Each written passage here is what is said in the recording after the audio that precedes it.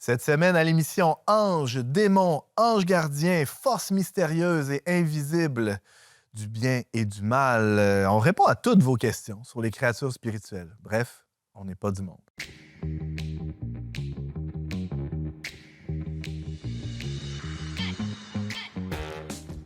Bonjour à tous et bienvenue à votre magazine Foi et Culture. Ici Antoine Malenfant, votre animateur pour cet épisode un peu spécial. Spécial parce qu'on va dans des zones spéciales, des zones invisibles. Nous, on se voit, mais on n'est pas seul peut-être ici sur le plateau. Des fois, il y a des bruits qu'on entend. C'est les tuyaux du chauffage. Mais c'est peut-être autre chose. Alors, un épisode sur les anges et les démons. Ça fait longtemps qu'on pensait faire ça, qu'on voulait aborder ce sujet-là. Parce que, hors d'onde, tantôt, Jean-Philippe nous disait, c'est de plus en plus fréquent les questions qui arrivent là-dessus. Des gens qui osent nommer ça, poser des questions là-dessus, soit dans le cadre de discussions sur la spiritualité, dans le cadre de démarches personnelles qui sont faites du côté obscur ou du côté du bien, je ne sais pas comment le nommer. Lumineux? Lumineux, merci. Alors, pour mener à bien ce projet d'épisode sur les anges et démons, on a 3 grands spécialistes en démonologie, comment on appelle ça? Et angélologie. Et angélologie. T'es-tu sérieux? Oui, C'est c'est vrai, terme. ouais, c'est Oui. C'est formidable. Alors, je suis content de vous avoir pour m'apprendre ces beaux mots-là. Louis-Joseph Gagnon, bonjour. Salut Antoine. Ancien responsable des communications pour le Verbe Média, maintenant tu es professeur associé au Grand Séminaire de Montréal. On salue les gens du Grand Séminaire. Tes élèves, peut-être, qui nous écoutent, prof de théologie, donc. Oui, exact. Donc, Ça t'intéresse, ça? bon, moi, j'ai fait ma maîtrise sur le diable et l'antichrist chez Thomas d'Aquin. Ah. Donc, c'est sûr que ça rejoint quand même mes intérêts.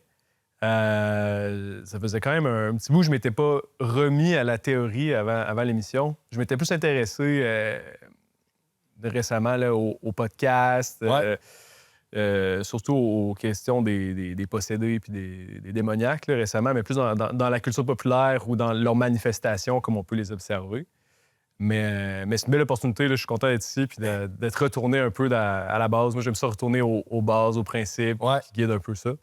Donc, voilà. Excellent. Merci d'être là. On a très hâte, évidemment, de t'entendre sur tous ces sujets. Je pense qu'on va avoir bien du fun, même si c'est sérieux comme sujet. Non, c'est très sérieux. Non, sérieux, c'est sérieux.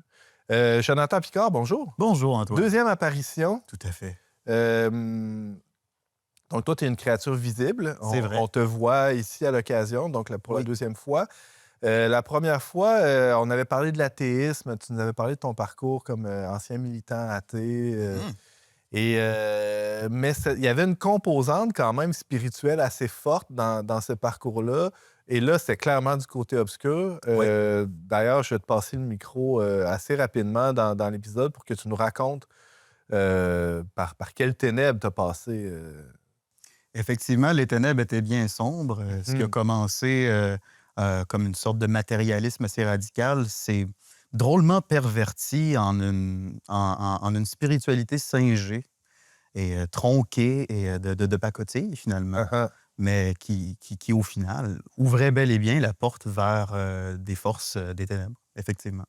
Merci d'être avec nous aujourd'hui. Ça fait plaisir. Je suis vraiment content de t'accueillir. Et un habitué d'On n'est pas du monde, Jean-Philippe Marceau, bonjour. Salut Antoine. Et toujours éditeur chez The Symbolic World. Exact. Alors, passionné de symbolisme, mais aussi théologien amateur, on pourrait dire. La question des anges, des démons, c'est assez commun. En fait, c'est de plus en plus présent dans la culture populaire, mais dans les discussions même de tous les jours. Ouais. Puis je te dirais aussi dans des discussions assez spécialisées entre la science et la religion ces temps-ci. OK. Je me fais notamment poser des questions là-dessus parce que ça fait quelques années que j'ai des discussions sous forme de podcast avec un scientifique de l'Université de Toronto qui s'appelle John Vervaeke, qui étudie ce qui s'appelle des agentivités supérieures, donc des intelligences de groupe, disons. OK. Puis il y a des recherches intéressantes là-dessus du côté des sciences cognitives. Puis quand j'avais commencé à parler à John, une des choses dont on discutait, c'était justement des ponts à faire entre les visions traditionnelles des anges et des démons pour parler d'agentivité supérieure et le genre de travaux qu'ils voient en sciences cognitives sur des agentivité supérieure, des intelligences de groupe. OK. Il y avait plus de parallèles à faire que ce à quoi on pourrait s'attendre. Puis depuis ce temps-là, je te dirais que j'ai juste vu de plus en plus de gens devenir intéressés à ce genre de choses-là. Donc, de temps en temps, quand je me fais inviter à participer à des podcasts en ligne, surtout dans le monde anglophone à cause des travaux que j'ai faits en anglais, je te dirais que peut-être une fois sur deux, je me fais poser des questions sur les anges et les démons. Quel genre d'ontologie on a? Comment ça se fait qu'on peut parler aujourd'hui en termes scientifiques d'anges et de démons? C'est intéressant parce que, on y reviendra assurément là, dans le deuxième segment, notamment. On pensait, ou on aurait pu croire, en tout cas ma génération, que c'était des affaires un peu désuètes ou caduques, là, ces trucs-là un peu du monde invisible. Bon, les forces du mal, on parle plus vraiment du malin. Même chez des croyants assez fervents, assez pratiquants, comme quoi... il existe le monde matériel ici. Après ça, il existera la vie après la mort, qui sera un beau paradis avec des Joe Louis puis des Whippets pour tout le monde. Mais... et peut-être d'autres choses. Mais, tu sais, c'est pas mal... Là, je résume, mais c'est un peu ça. Pour tout ce qui est, disons, entre deux, là, et on parle quand même de ça quand il est question des anges et des démons, blackout total. T'allais réagir? Ben, c'est ça, on a relégué ça beaucoup à la sphère, même pas légendaire, mais même mythologique. Ouais. Là, comme si, finalement, bon, on n'a pas des preuves, on peut pas les observer. Puis c'est un peu, au final, l'argument scientiste qui est mis derrière ça. Là. Comme on n'est pas capable d'observer ces choses-là avec la science naturelle, ben, c'est comme si ça n'existait pas. Mais ça, c'est le discours un peu scientiste qui est derrière ça. Puis on a C'est même relégué ça. infiltré parmi les croyants, finalement. Oui, bon, il y a quand même certains drames qui se vivent parce que à certains moments, même quand le clergé ou ceux qui sont en charge n'y croient pas, puis on a déjà vu que ça arrive, que des prêtres ou même des évêques ne croient pas vraiment aux démons, disent que c'est finalement que c'est psychologique. Bien, il y a quand même tout un ministère qui est perdu, tout le ministère de l'exorcisme, tout le ministère justement de la guérison qui est complètement abandonné. Donc, il y a des drames qui se vivent, des gens qui se font oppresser, qui se font même posséder, qui pourront jamais être libérés parce que ceux qui sont en charge de ça, ben, prennent pas cause ou prennent pas acte parce qu'ils disent que finalement, c'est mythologique. Est-ce que ça serait peut-être une réaction, là, j'anticipe un peu sur la discussion, mais c'est pas grave. Est-ce que ça serait peut-être une réaction à une omniprésence de ces entre guillemets, bondieuseries-là ou de ces légendes-là? C'est-à-dire qu'on est passé d'un monde où les anges et les démons avaient trop de place, ou une place, disons, plus importante même que Dieu lui-même, que Jésus-Christ lui-même, que la Vierge Marie. Et là, il y a une forme de réaction en passant ça sous le tapis. Ben, faut dire Jean-Philippe? Jean-Philippe, peut-être. Ben, moi, je soupçonne qu'en fait, c'est à cause des succès du christianisme, là, où on pourrait peut-être dire la même chose de l'islam, mais je pense que ce qui s'est passé dans les faits, tu retournes au monde païen, soit dans l'Empire romain avant le christianisme ou même des pays en Afrique avant les conversions au christianisme et à l'islam. Les anges et les démons, il y en a partout. Là. Des intelligences supérieures qui font des problèmes aux humains, c'est omniprésent, c'est absolument évident. Dans toutes les cultures, dans toutes les époques. Puis d'après moi, ce qui se passe, quand tu as des cultures monothéistes fortes comme le christianisme ou l'islam qui arrivent, ils sont capables de chasser les démons. Puis après, si on perd de vue le fait qu'on est présentement à l'abri des démons à cause de cette religion-là, bien, on finit par penser que les démons n'ont jamais existé. Puis là, si après ça, on pense que on n'a juste pas besoin de christianisme pour nous sauver des démons, il n'y a juste pas de démons, bien, après ça, tu perds ton bouclier, puis tranquillement, les démons vont venir. À mon avis, c'est pour ça que les gens commencent à se réintéresser beaucoup à ce genre de choses-là, puis qu'on voit des choses comme le cultisme qui reviennent, etc. Ouais. Une manière plus localisée, quand même, pour rendre raison un peu à ta question.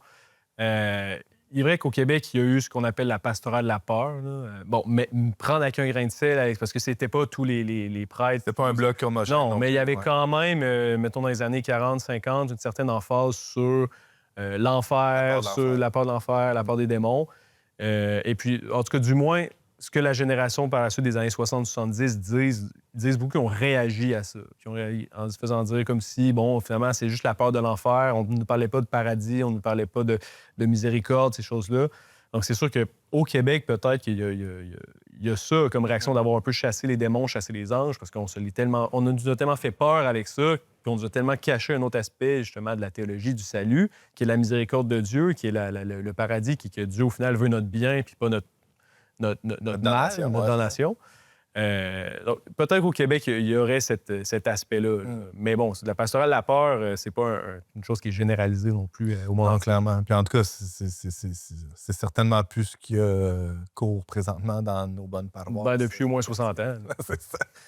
Hey, avant justement de creuser un peu les subtilités théologiques de ces créatures spirituelles-là, qu'elles soient lumineuses ou du côté obscur, j'aimerais ça qu'on entre dans le sujet d'abord par une porte plus personnelle. Est-ce que, là on parle c'était des objets de croyance ou de non-croyance dans la société en général, mais dans vos vies personnelles, les gars, est-ce que c'est quelque chose qui existe ou qui a existé ou qui a fait partie de vos questions, même de vos expériences, que de frayer avec les créatures spirituelles, que ce soit anges gardiens ou démons même?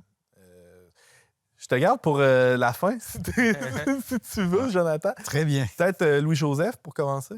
Ben, souvent, moi, personnellement, j'invoque mon ange gardien. Parce que, bon, après Dieu, hein, c'est l'être qui est le plus proche de moi-même que n'importe qui d'autre. Hein.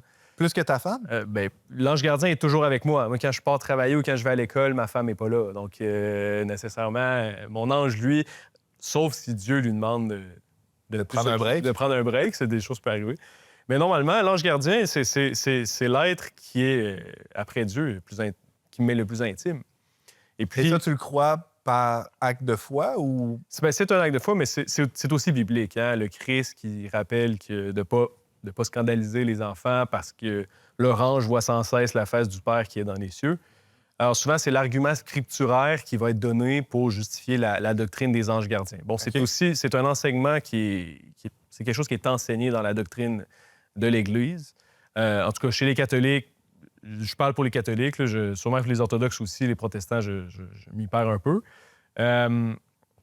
Donc, l'ange gardien, normalement, qu'est-ce que l'Église enseigne, c'est que chaque personne a un ange qui est attitré pour le garder, pour le protéger au niveau plus spirituel des attaques du démon, des démons même. Parce que le but du démon, un peu, c'est de nous tenter puis de nous faire tomber pour nous donner, en fait. Donc, contre toutes ces attaques-là spirituelles qu'on ne perçoit pas, ces attaques invisibles-là, on a un compagnon invisible, qui est chacun en a un. Dieu a créé pour chaque personne un ange qui lui est propre, qui le défend contre ces attaques-là. Donc, c'est sûr que certaines fois, je l'évoque. Juste récemment... Le fait de l'invoquer, est-ce que ça lui rappelle de faire son travail ou, dans le fond, si tu l'invoques pas, c'est que... Non, il va faire son travail, mais... Non, mais tu sais, je me fais un peu l'avocat du diable, là, tu comprends? Non, mais il y a plusieurs bénéfices à invoquer son ange gardien. Parce que, mettons, moi, si je ne l'invoque pas, là, je suis dans le tout. Non, pas du tout. Il va faire son travail. Mais ça nous aide, nous, à percevoir qu'il y a un combat spirituel qui est en jeu. Ça, c'est parce qu'au final, le travail de l'ange gardien, c'est de nous défendre, oui, mais c'est aussi en prenant en compte un peu cette doctrine-là, cet enseignement-là qui est donné, c'est de réaliser que tous les jours, il y a un combat spirituel qui est en jeu. C'est ce qu'on retrouve dans les Épîtres. Votre combat n'est pas contre les créatures de ce monde, mais dans le fond, la vraie game, le vrai match, il se joue dans l'invisible. C'est un peu ça, non? Bien, il se joue dans l'invisible et dans le visible parce que nous sommes des êtres matériels. Ouais. Toute la création aspire à la révélation des fils de Dieu. Là. Donc, c'est pas un dualisme non plus.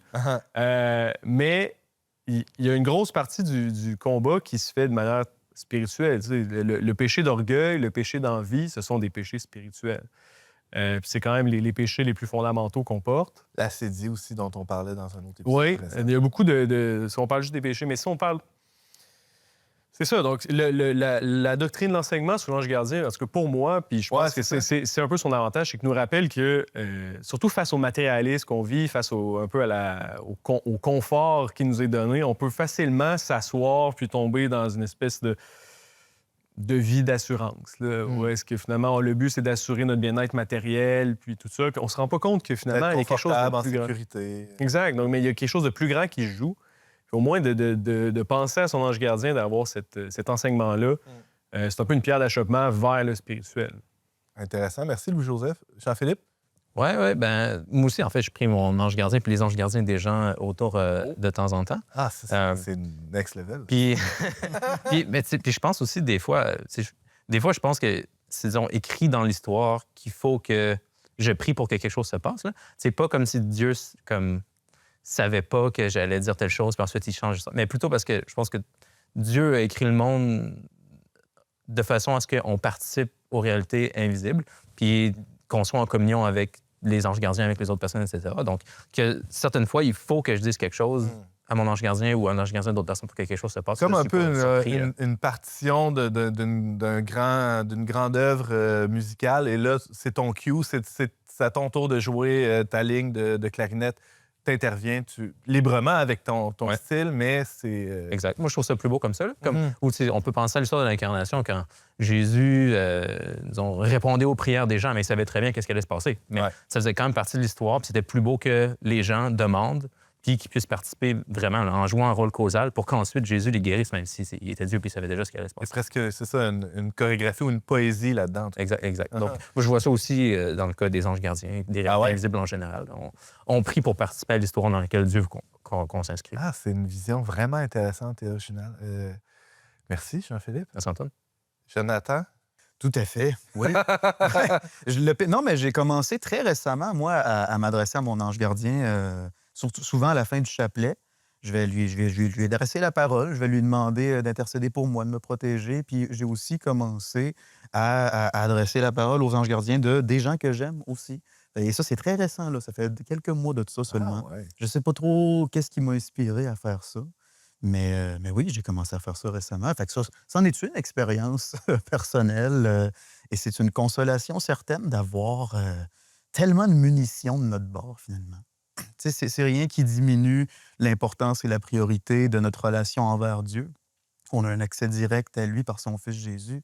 Et puis, c'est tout à fait suffisant. Mais en plus, on a tellement de munitions. On a notre reine et notre mère, Marie. On a nos anges gardiens. On a Saint-Michel Archange qui nous protège, qui nous défend. C'est tout pour qu'on se sente entre de bonnes mains. Mhm.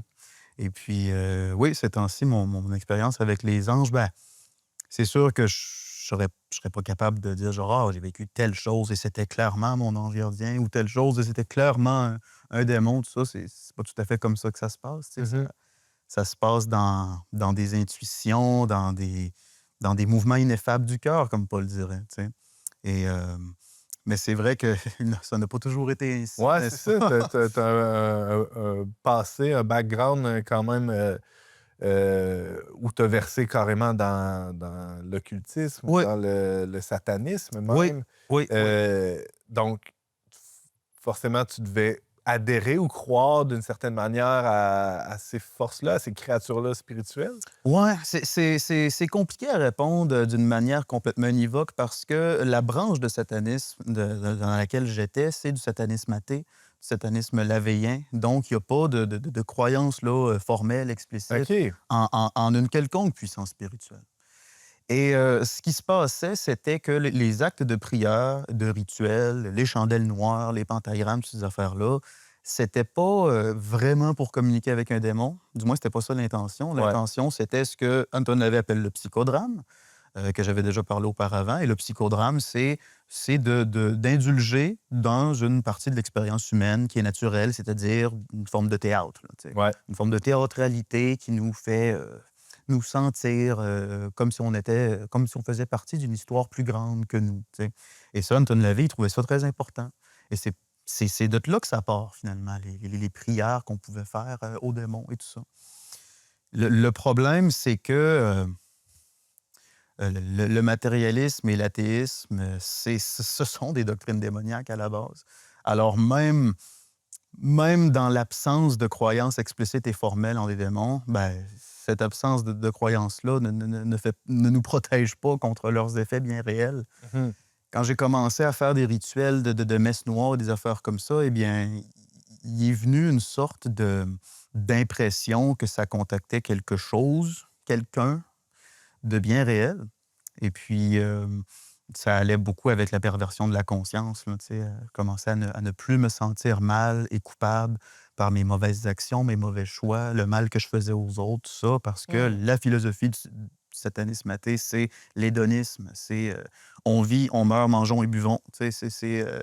Ayons le plus de plaisir pendant qu'on a du plaisir à vivre. Donc, tu perdais la conscience du mal que tu faisais autour de toi. Oui, parce que Tranquillement. le démon, comment il m'a attiré à la base, c'était par la trahison de ma conscience. Tu sais. Je sentais que je faisais des choses mauvaises, je sentais que je n'étais pas qui je devais être.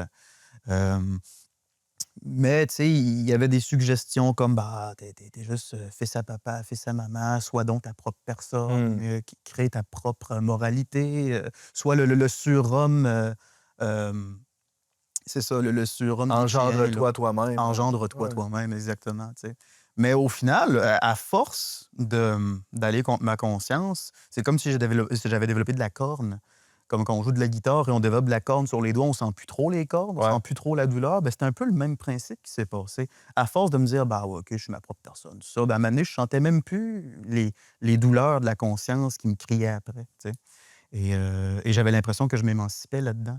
Les démons adorent nous faire croire qu'on embarque dans une liberté supérieure alors qu'on devient seulement esclave à nos désirs immédiats. Ouais. Ouais. Qu'est-ce qui t'a libéré de ça? Comment tu as pu sortir de là? C'est Jésus, mais plus précisément, c'est la souffrance. C'est la souffrance qui m'a éveillé à mon propre besoin de la foi que mes parents avaient, que moi, je regardais de haut. Tu sais.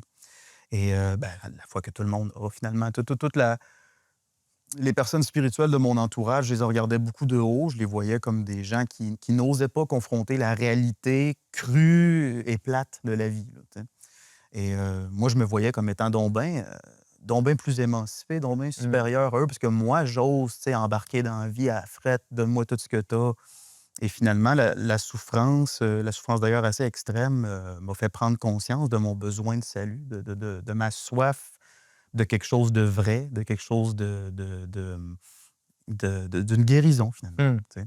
Alors oui, c'est ça qui a orienté mon regard vers le Dieu de mes pères, finalement. Et oui, ça ressemble à ça. On prend une petite pause, puis on revient sur certains éléments qui ont été évoqués jusqu'à présent. Et à tout de suite.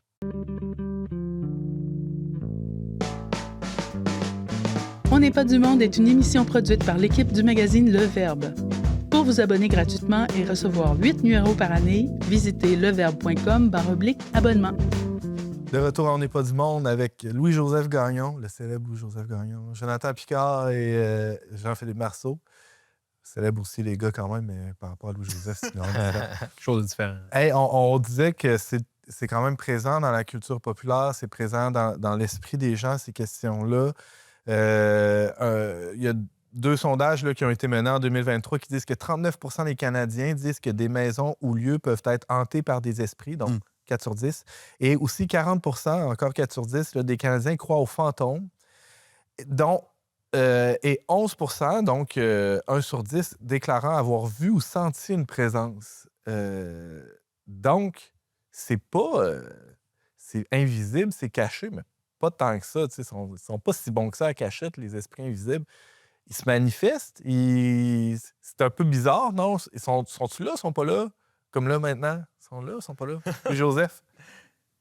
Ben, il y a un dicton qui dit que le diable, sa grande victoire, c'est d'être comme resté caché, te faire croire qu'il n'existe pas. Oui, je suis un peu perplexe face à ça, parce que d'un autre côté, comme on parlait de l'Antiquité tout à l'heure, les démons aimaient bien se faire adorer comme des dieux. Puis je pense que c'est plutôt... Il aime passer pour quelqu'un d'autre qu'il est, là, réellement. C'est le père du mensonge. Donc, si il peut tromper les gens en se faisant passer pour un dieu qui peut leur donner des bienfaits, il va le faire. Des bonnes récoltes. Si l'athéisme est présent, ben justement, il va se cacher puis il va essayer de faire ces choses sans qu'on parle trop de lui. Dans tous les cas, il ne veut jamais être mis en lumière, comme le Christ lui-même l'a mis en lumière. Dans l'Évangile, là, il y a des possessions à côté. Prenez l'Évangile de Marc, là, le premier acte public, c'est une guérison d'un possédé. C'est un statement, ça, c'est une posture quand même, que ce premier acte public-là. Certainement. Et puis une chose que j'ai trouvée intéressante quand je me préparais, c'est le nom Satan. Donc souvent, on dit que le prince des démons, il s'appelle Satan. Puis bibliquement, c'est même le Christ qui révèle son nom. Parce que quand on prend dans l'Ancien Testament, le nom est là, mais il n'est jamais nommé comme... C'est toujours le Satan qui veut dire l'adversaire. En gros, c'est comme un peu le procureur de la couronne, là, en hébreu. Il est comme nommé une fois comme nom dans les chroniques, mais autrement, il n'est pas tant nommé. Puis c'est vraiment le Christ lui-même qui, dans l'Évangile, le nomme Satan. Et puis comme s'il exorcise même le démon, qu'il le met à la lumière en le nommant, puis en lui donnant son nom. Donc, que les gens... Moi, je pense que le démon, quelque part, il veut exercer une influence sur les gens, puis il y a une influence qui va être propre à lui, c'est-à-dire spirituelle. Puis à un certain moment, bien, s'il veut influencer les gens, il va se révéler d'une certaine manière aux gens, il va se faire connaître du fait qu'il veut influencer, qu'il veut avoir une influence sur les gens, les amener à la damnation, les amener à lui. Donc, c'est sûr que les gens vont, à quelque part, le percevoir. Mais ça va toujours être une perception un peu imperceptible. Parce que c'est non vu. Nous, on est des êtres matériels, nous, on a besoin de voir, on a besoin de... Et d'ailleurs, on va se le représenter, que ce soit pour les démons, mais pour les anges aussi. Il va y avoir on le disait un peu plus tôt, puis j'aimerais t'entendre là-dessus, Jean-Philippe. Il y a eu toutes sortes de représentations dans la culture, dans la littérature, dans la sculpture, dans toutes les œuvres depuis l'Antiquité jusqu'à maintenant, de ces trucs-là invisibles, de ces créatures-là invisibles. On veut essayer de les comprendre, on veut les voir, on veut les représenter. Qu'est-ce que ça dit de nous, ça, comme être humain? Bien, je pense que c'est très naturel. Je pense qu'on avait de la misère jusqu'à récemment à penser à ce genre de choses-là à cause du matérialisme dont on parlait plus tôt, là, où ça devenait dur pour nous de concevoir qu'il existait des choses supérieures à l'humain, des systèmes plus hauts que l'humain. Puis, je donnerai un exemple très concret là, qui remonte à l'Antiquité pour commencer. On peut prendre un démon, disons, Hermès, Arès, le dieu de la guerre, je ne me rappelle pas en français. Là. Donc, le dieu de la guerre chez les Grecs et les Romains. Parce que la guerre, c'est une dynamique qui est une agentivité supérieure. Ça dépasse un seul humain. Disons que tu es en conflit avec un autre peuple. OK, est-ce que je les attaque en premier? Si je les attaque en premier, là, c'est sûr que la guerre va commencer. Mais en même temps, si je les attaque en premier, là, j'ai un avantage. Si jamais je les attaque pas, bien, peut-être qu'ils vont me prendre par surprise. Puis là, je vais vraiment mourir. Fait que là, je devrais commencer à m'armer aussi, parce que si je commence pas à m'armer, je serai pas prêt. Mais là, eux autres aussi vont dire ça aussi. Fait que ce que je suis en train de dire, c'est qu'une dynamique supérieure à l'homme, une dynamique qui englobe des groupes de personnes, qu'aucune personne seule peut stopper. C'est une structure qui est supérieure à l'humain. Donc, ça englobe un groupe. Même chose, c'est plein de structures du genre aujourd'hui. La course vers le progrès technologique, par exemple, la course en l'armement qu'on a eu après la Deuxième Guerre mondiale avec les armes nucléaires. Il y a plein de courses, disons, qu'on peut parler de dieu de la guerre qui vient contrôler des groupes d'humains. Puis quel genre d'influence est-ce que c'est? C'est pas une influence visible nécessairement. Disons, le dieu de la guerre, il est présent dans les armements, il est présent dans, je sais pas, les plans qu'on fait pour attaquer une autre. Donc, il va venir s'incarner physiquement, disons, de certaines façons, mais il n'est pas réductible à aucune de ces choses-là. De certaine façon, le dieu de la guerre, il est invisible. Là. On ne peut pas dire que le dieu de la guerre, c'est telle mitraillette ou telle épée ou tel bouclier. C'est la dynamique elle-même qui est engendrée dans ces groupes humains. C'est pas un truc spécial que je suis en train de dire non plus. Là. Aujourd'hui, en sciences cognitives, d'intelligence de groupe, on étudie ça. C'est pas le seul objet. Mettons, c'est une compagnie. Tu parles de, je sais pas, tu parles de Facebook, tu parles du gouvernement des États-Unis. C'est pas réductible à tels atomes là, que tu viens localiser. Là. C'est une histoire complexe qui relie un paquet de choses, qui perdure dans le temps, etc. Puis différentes histoires peuvent être en conflit. Là. Il peut y avoir des conflits chez les anges et les démons Fait que c'est pas localisé juste à l'exemple du jeu de la guerre dont je suis en train de parler. Mais disons, je suis pas du tout surpris que les gens dans l'Antiquité puis dans plein de cultures remarquaient que, OK, il y a cette agentivité-là supérieure à nous, du dieu de la guerre qui vient nous contrôler, qui vient influencer un contrôle sur nous. On peut résister un peu, mais pas complètement. C'est comme plus grand que nous. Excuse-moi, je t'interromps, mais force supérieure qui n'est pas la force supérieure suprême. C'est-à-dire qu'il y a quelque chose qui est au-dessus de nous, mais qu'on sent ou qu'on comprend ou qu'on déduit, disons, qu'on a l'intuition que c'est pas vraiment Dieu. C'est pas spécialement dans les cultures monothéistes, on est face à des forces qui nous dépassent, mais on voit bien que ça peut pas être le Dieu bon qui est derrière cette dynamique-là, par exemple. Oui. C'est juste? Tout à fait. Chez dans l'Antiquité, avant... Donc, c'est autre chose. Oui, les gens, ils voyaient qu'il y a plein d'agentivités supérieures de ce genre-là qui ont des influences sur nous. Et chez les Grecs, tu regardes la mythologie grecque, puis les dieux sont pas bons ni mauvais. Là, sont un peu... ils font leurs propres affaires. Là. Puis des fois, ils ont des bons impacts sur nous, des fois mauvais. Puis t'as pas l'idée qu'il y a une hiérarchie claire qui culmine vers le bien. Là, chez donc, ça a été défait par le christianisme. Puis on peut dire la même chose de l'islam. Une des raisons pourquoi l'islam se propage vite en Afrique, par exemple, c'est parce qu'ils viennent chasser plein de dieux païens qui veulent pas le bien des gens qui sont là. Ouais, Puis si tu vois, il y a un dieu qui va mon bien puis qui est capable de dominer tous les autres dieux. Faire ben, le tant mieux. ménage comme C'est ça. ça, c'est ça. Ah ouais, super. Fait qu'il faut, disons, retourner à ta question initiale. Ouais. OK, comment est-ce que les gens dans l'Antiquité représentaient des dieux comme le dieu de la guerre? Bien, si tu es conscient qu'il y a des entités supérieures, puis tu peux essayer d'interagir avec de façon rituelle pour mieux comprendre puis mieux gérer ça. Puis ça va avoir un impact direct. Là. Si, par exemple, un empereur romain allait sacrifier 10 000 animaux avec ses soldats pour aller à la guerre contre un autre peuple, bien, ça a un impact psychologique fort chez tout le monde qui est impliqué. Là. OK, Ah ouais. on est dans l'histoire, on vient de faire tel gros sacrifice, C'est on va sérieux. gagner. Ouais, Ouais. c'est ça. Puis on peut parler de culture aussi qui sacrifiait des humains. Là, c'est quelque chose qui était arrêté relativement tard dans l'histoire de l'humanité. Si il y avait des Mayas qui sacrifiaient des dizaines de milliers de personnes pour obtenir telle chose, ça a un impact direct ensuite sur tes réalités. Puis tu vas représenter ces dieux-là de certaines façons, tu vas faire des statues, par exemple, peu importe. Tu peux peut-être avoir aussi un prêtre ou un roi qui se déguise d'une certaine façon. Tu comprends qu'il vient comme incarner rituellement le dieu pendant un certain temps pour le rituel. Puis tu vas peut-être sacrifier des choses à ce dieu-là, etc. Donc, je suis pas du tout surpris que les gens aient fait des choses comme ça. Puis, tu sais, même aujourd'hui, on va encore essayer de faire ça d'une certaine façon. On va créer des séries télévisées ou des films où il y a différents héros, différents anti-héros qui viennent représenter certains anges, certains démons, encore une fois. On reconnaît, par exemple, dans les Avengers, il y avait Thanos là, qui voulait détruire la moitié de l'univers. Ben ça, c'est un pattern qui existe dans la civilisation. Il y a des gens qui voudraient dépopuler la planète parce qu'ils pensent que c'est trop dangereux. Donc, on vient représenter symboliquement une structure surhumaine avec laquelle on est en contact et qu'on reconnaît dans la vie de tous les jours. Il y a un regain aussi d'intérêt pour les anges, pour dans tout mouvement ésotérique, New Age, c'est quand même fort cet attrait-là pour les anges. La protection. Là. Oui, c'est ça. Alors, on va chercher... c'est un peu comme ce que tu expliquais par rapport à l'islam en Afrique, où on va aller chercher, c'est ça, dans... Pas juste la protection, aussi le pouvoir. Tu sais, c'est Simon le magicien dans les actes. Là. OK, vas-y. Simon le magicien, c'est les apôtres, moi je me souviens plus où, évangélisent, puis là, il y a un Simon le magicien, il faisait de la magie, puis il voit un peu le pouvoir des apôtres, parce que justement, ils ont pouvoir sur les démons, entre autres. Puis il dit, je vais vous acheter votre pouvoir, donnez-le-moi. Donc, il y a l'idée, oui, de se protéger contre les forces spirituelles qui sont autour, parce que nécessairement, ces personnes-là comprennent qu'elles vivent dans un monde spirituel qui les dépasse, puis que ces forces-là peuvent être malveillantes envers elles. Alors, donc, elles vont essayer de s'attirer des forces genre, pour se protéger, mais pour aussi obtenir leur pouvoir pour faire ce qu'elles veulent. Parce qu'elles voient bien que ce pouvoir-là dépasse les capacités matérielles.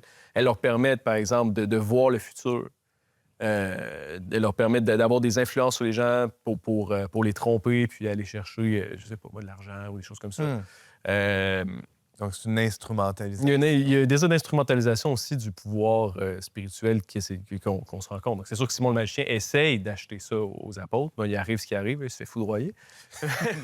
Mais... Ce n'est pas ce bout-là. Ah ouais, pouf. Oui, OK. Mais... La foudre. Donc, sur l'influence spirituelle, c'est sûr que on a commencé en parlant justement du fait que le démon se cache ou se cache pas. Il y a aussi je pense qu'une bonne image pour comprendre l'influence spirituelle de ces êtres-là, c'est de se rappeler que ce sont des êtres spirituels. Donc, leur action va être spirituelle. On ne va pas la sentir, si on veut, avec nos sens. Là. On la perçoit là, comme spirituellement. On peut la sentir si jamais tu te fais vexer par un démon qui t'attaque. Là. Ça, c'est une chose qui arrive.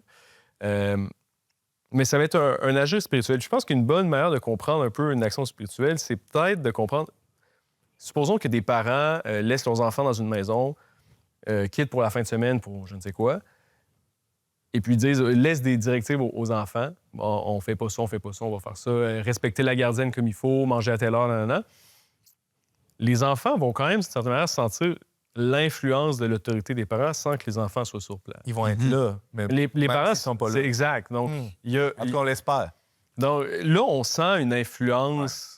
qui, à mon avis, est spirituel aussi, parce que c'est l'autorité des parents qui s'exerce dans la maisonnée, qui s'exerce à distance grâce à une directive. mais qui reste. Qui est intangible, mais qui se manifeste quand même dans le monde tangible. Exact. Donc, Dans ses l'enfant qui va conséquences. arriver le frère qui va arriver pour frapper sa sœur, peut-être qu'il va se retenir parce qu'il sait que ses parents ils ont dit non, puis que quand ils vont revenir, ben il va avoir une Ça conséquence. ne sera pas matériellement la main du père qui va Exact. retenir la main de l'enfant, mais spirituellement, oui. Oui. OK, On dit aussi c'est la conscience, là, justement, qui est Ah-ha. cette espèce d'intermédiaire-là. Tu sais, on peut voir la conscience comme une sorte de pont entre les agentivités supérieures bonnes et nos actions matérielles. Tu sais. Et c'est un privilège, je pense, qui est très, très moderne de pouvoir se dispenser, d'avoir la moindre pensée spirituelle sur tu sais, les influences démoniaques et tout ça. J'écoutais des podcasts, là, par exemple, sur des missionnaires qui s'en vont en Amérique centrale, en Afrique, des fois de même, qui contactent des gens qui vivent dans un état auquel on n'est vraiment pas habitué avec notre conscience moderne. Tu sais. Mais eux, tu n'as pas besoin de leur convaincre que les démons existent, que les esprits mauvais existent et que les bons esprits existent. Ils le savent très, très bien. C'est leur quotidien. C'est ça. C'est un privilège moderne de se divorcer de tout ça. Et effectivement, j'aimais ça quand tu disais tantôt, là, tu sais, le nom de Jésus, il bannit les démons. Et on se trouve à oublier un problème qu'on a vaincu par le nom de Jésus.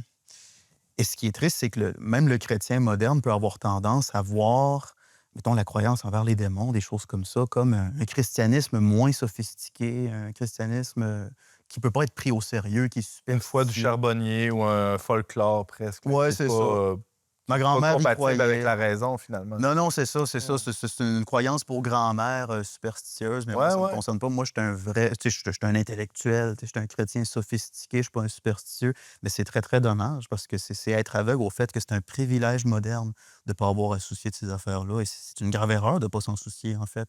C'est intéressant parce que même, c'est ça, saint Thomas d'Aquin qui n'était pas Le donner de deux de pique. qui était pas un nono, là, ouais, c'est ça, un deux de pique. Il a écrit là-dessus. Là. Ben, on le surnomme le docteur Angélique pour deux raisons. Un, à cause de son intelligence qui était comme un ange, quasiment, Ouais. mais aussi parce qu'il a bien écrit sur les anges, notamment. Et puis, chose intéressante, Thomas, quand il commence sur les anges dans la Somme de théologie, commence à prouver les anges par un argument de raison, sans invoquer la révélation de la Bible. Donc, pour lui, c'est comme nécessaire que dans la création, il y ait des êtres spirituels. Lui, il les appelle soit les substances séparées, comme séparées de la matière, Ouais. qui existent du fait que Dieu est immatériel, puis qu'il y aurait comme... Ça serait comme bizarre que Dieu, étant immatériel, ait créé la matérialité sans des êtres immatériels. Donc, il va d'un argument de raison comme ça. Donc, pour montrer aussi que c'est pas non plus incompatible avec la raison humaine que d'invoquer justement l'idée qu'il y a des êtres matériels. C'est pas juste quelque chose que soit on perçoit par expérience ou qu'on croit comme étant révélé. On peut aussi donner des arguments de raison. L'argument, c'est, mettons, puisque le monde matériel est organisé de telle façon, hiérarchique, etc., le monde spirituel aussi doit l'être. Non, c'est plus que parce que Dieu est un être spirituel, Mhm. il serait comme bizarre qu'il ait juste créé un monde matériel sans être intermédiaire. Qu'il soit tout seul à être Exact. immatériel. Ouais, OK. Ouais. Ouais, Ou c'est vrai. incorporel. Ouais. C'est un peu ça. Là, je résume rapidement. Là. On prend une autre toute petite pause et on revient avec la question qui aurait pu être posée dès le départ et qui nous brûle les lèvres. C'est quoi un ange, finalement? À tout de suite.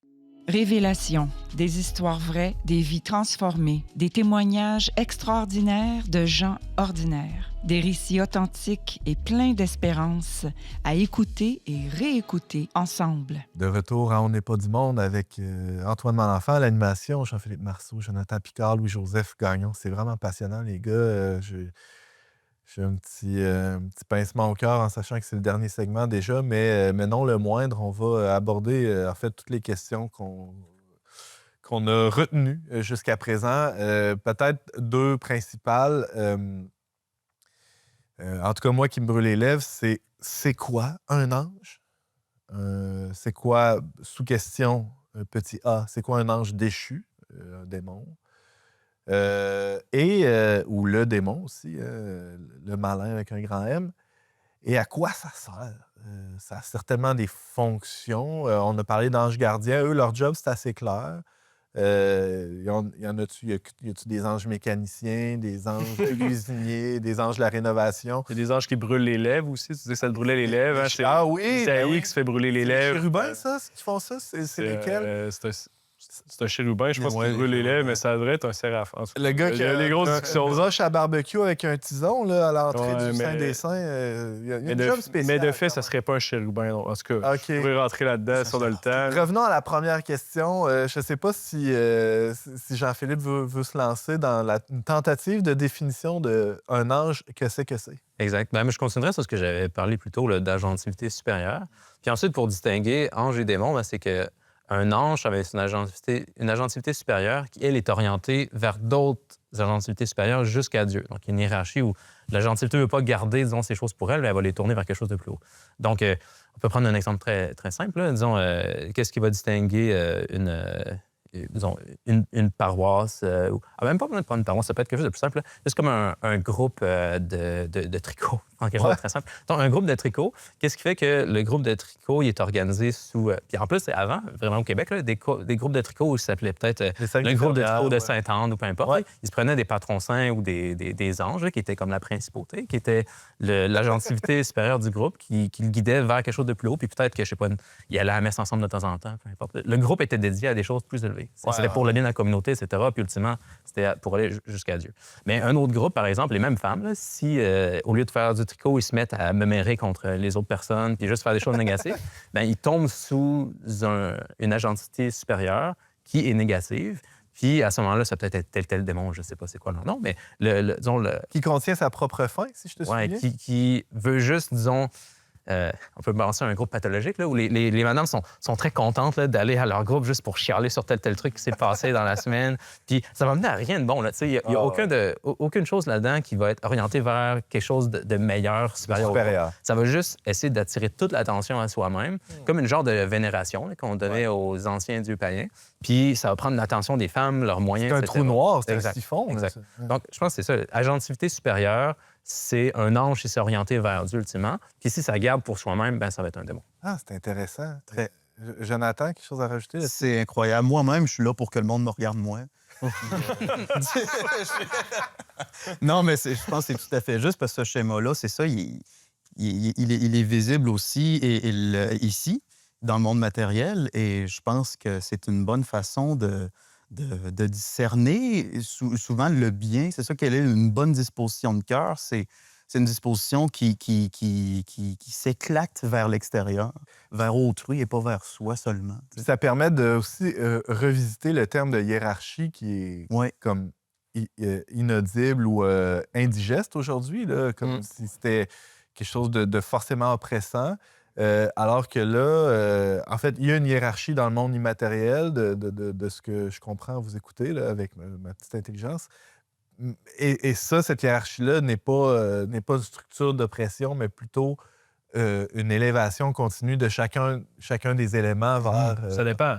Oh, Si la hiérarchie est vécue de manière démoniaque, là, elle est très opprimante. OK. Ouais. Mais si elle est vécue de manière angélique, là, elle mène vers la gloire de Dieu. Ouais. Quelque chose pour comprendre peut-être les anges. L'étymologie aide aussi à comprendre un peu les anges. Vas-y donc. Parce que ange, vient du latin angelus, qui vient du grec agelos, qui veut dire envoyé. Donc les anges, c'est les premiers apôtres. Mais T'allais dire c'est les premiers courriers, les Non. les premiers facteurs. oui, c'est quasiment. Donc, Saint Augustin explique ça. Donc, le mot ange, en fait, renvoie pas à la nature de l'être, mais à sa fonction. Donc, c'est Donc, tu réponds à la deuxième c'est question, un messager, Ouais. l'ange. C'est ce qui fait l'intermédiaire. Et dans l'Ancien Testament, c'est clarissime. Là. Ah, ben oui. Raphaël avec Tobie, c'est des gars qui ont... Gabriel avec... ont un Marie, mandat clair. Exact. Donc, toutes les révélations, tous les grands mystères du salut sont pratiquement révélés par les anges. Ah ouais. On parle de la résurrection, les anges qui attendent nos tombeaux. On parle de l'incarnation, hein, l'archange Gabriel qui visite Marie. C'est vrai, hein? Mais les anges sont pas juste là non plus pour révéler des choses, sont là pour réconforter. Ils réconfortent Jésus à Gethsémani ou après les tentations au désert. C'est dit que les anges ministered. Les anges... Comment dire ça? Ouais. Enseigner?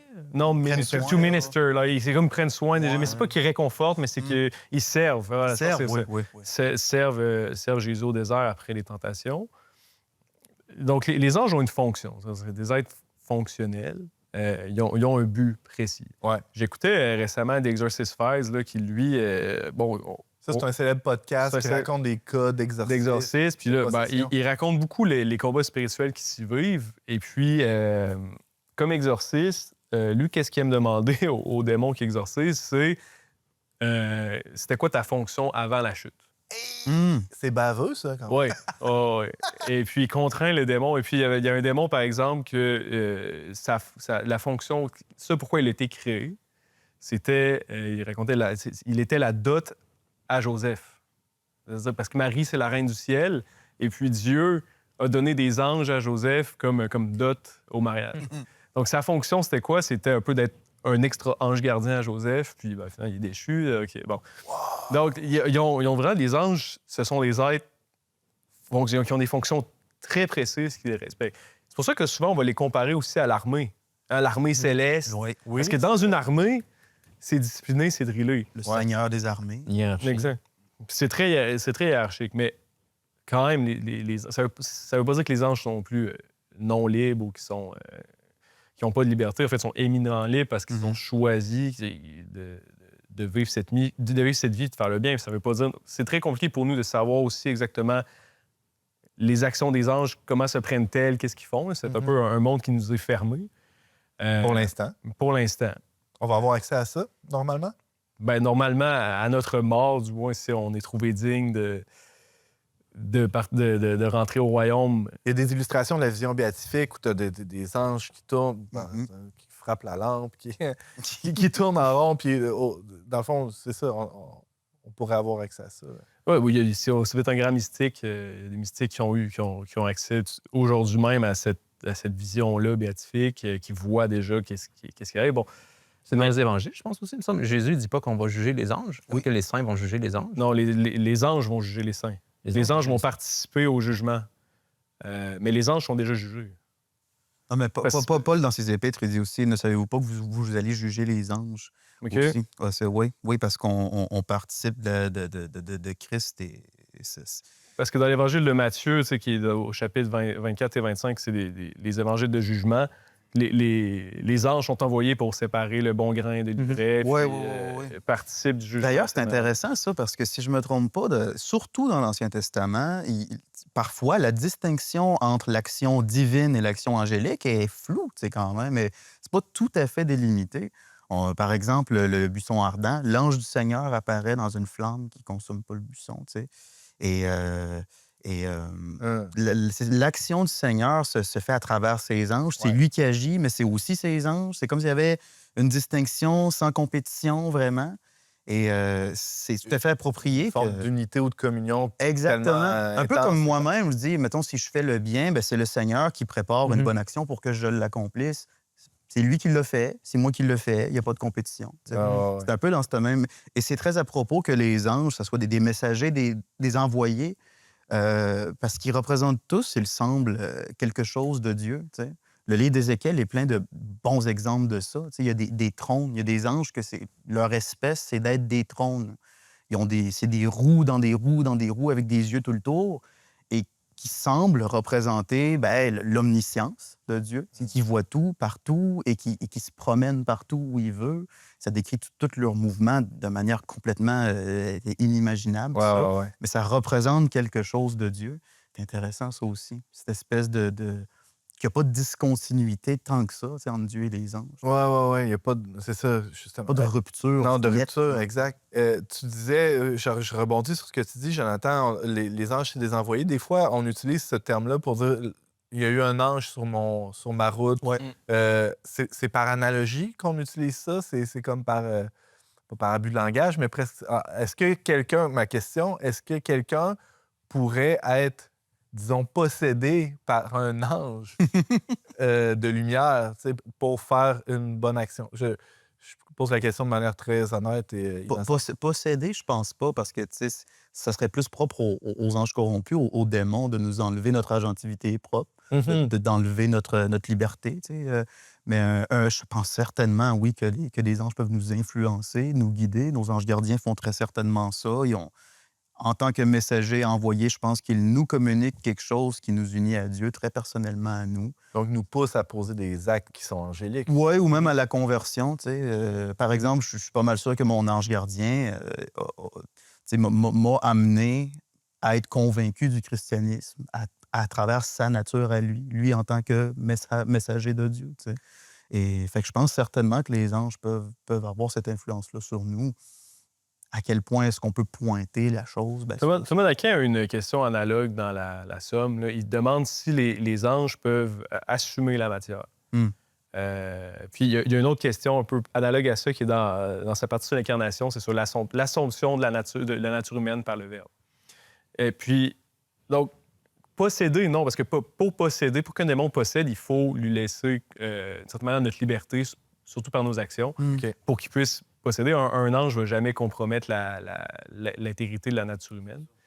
Mais Thomas dit qu'un ange peut comme assumer la matière, comme faire en sorte que... C'est un peu bizarre, mais faire en sorte comme créer des éléments pour faire apparaître comme un homme, comme Raphaël dans le livre de Raphaël, Tobie, c'est ça. comme l'ange qui apparaît à Abraham et à Sarah.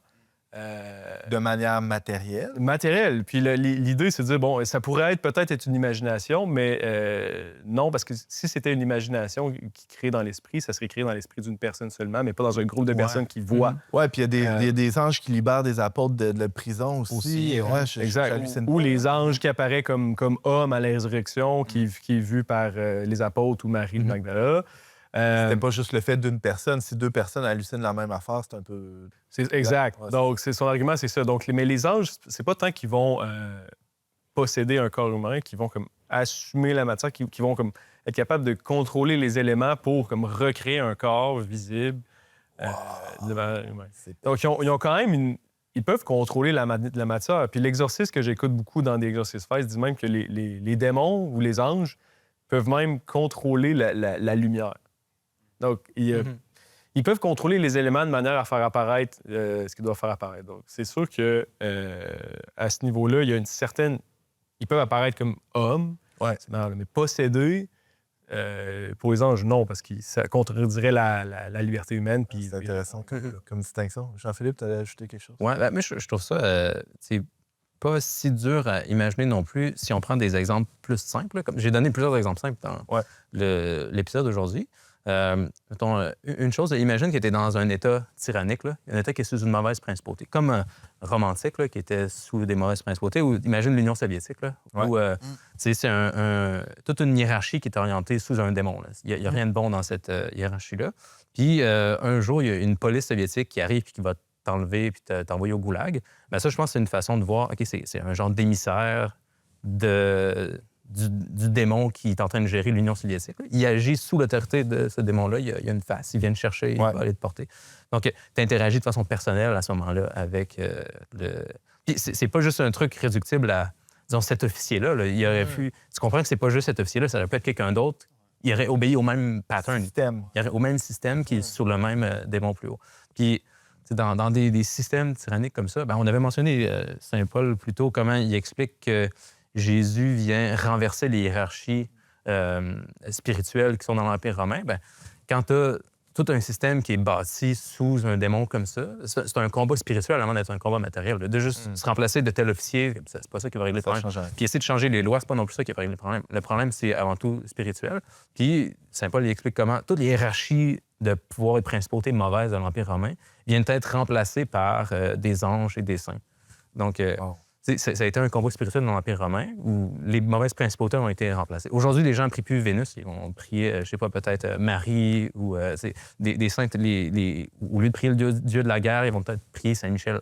Donc, la mauvaise hiérarchie qui est installée sous des démons peuvent être remplacées par des bonnes hiérarchies sous des saints et des anges. Une sanctification de toutes les habitudes humaines qui a eu lieu dans la culture chrétienne. C'est assez intéressant. Dans le paganisme. Tu peux vraiment voir ça agir, je pense. C'est chez des personnes qui viennent comme incarner ces groupes-là. Wow! Ouais. Il nous reste 20 secondes. Il y en a combien d'anges, Louis-Joseph? On dit que pour un homme, il y a 99 anges. Selon l'Évangile. Selon l'Évangile. Alors, c'est l'Évangile qui dit le berger qui va abandonner ses 99 brebis pour aller chercher une. C'est un peu l'image du Verbe qui s'incarne pour aller sauver l'homme. Donc, il y aurait, Ah, c'est bon. pour chaque personne humaine créée, Wow. bon, c'est l'exégèse de ça, mais on le sait pas. On sait qu'il y a des multitudes de myriades dedans. Louis-Joseph Gagnon, professeur de théologie, Jonathan Picard, ex-sataniste, et Jean-Philippe Marceau, éditeur à Symbolic World. Merci beaucoup à vous trois d'avoir été avec nous. Merci à toi. Plaisir. Stéphane. À bientôt.